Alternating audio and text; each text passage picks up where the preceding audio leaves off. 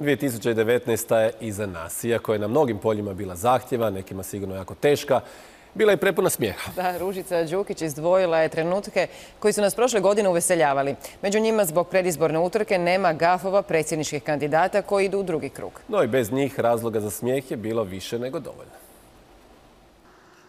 Početkom godine svi su pričali o njemu. 82-godišnji Dida Toni pozvao je građane na aktivan život i to na način da ga je razumio baš svatko. Boli me ruka, boli me noga, sve me boli. Vježba je p***imata. Zdravstvene savjete je davao i političar Pernar. Dok je neke svojim postovima zabrinuo, drugi su se dobro nasmijali.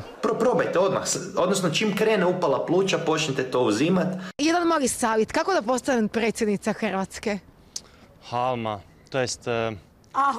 Bro, prosti, krivo ime. Afera s propalom nabavom aviona mjesec je dana bila glavna tema oko koje su se zbijale šale. Toliko su se svi time zabavljali da je to na posljedku ministra i uzrujalo.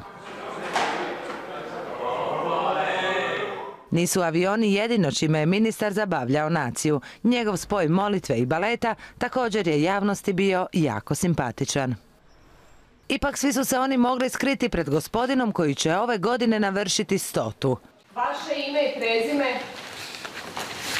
Ime i prezime? Da. Njegovo ime je Josip Manulić i s nama je proslavio 99. rođendan.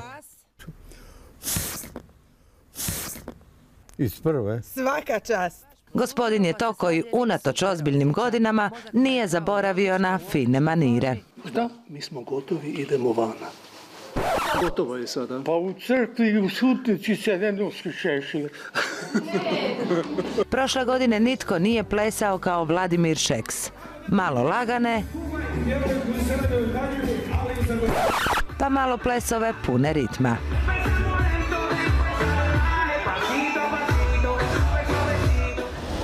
I nitko nije tako hodao u štiklama kao bivša ministrica Žalac.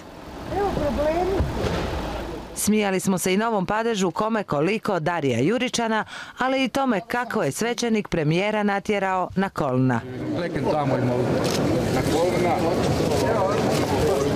No nekad smo se od srca najviše smijali do tada nepoznatim ljudima, poput Štefice koja je ponosna jer je njezin suprug na svoj budući nadgrobni spomenik ugradio vinsku bačvu. Pa bila sam oduševljena.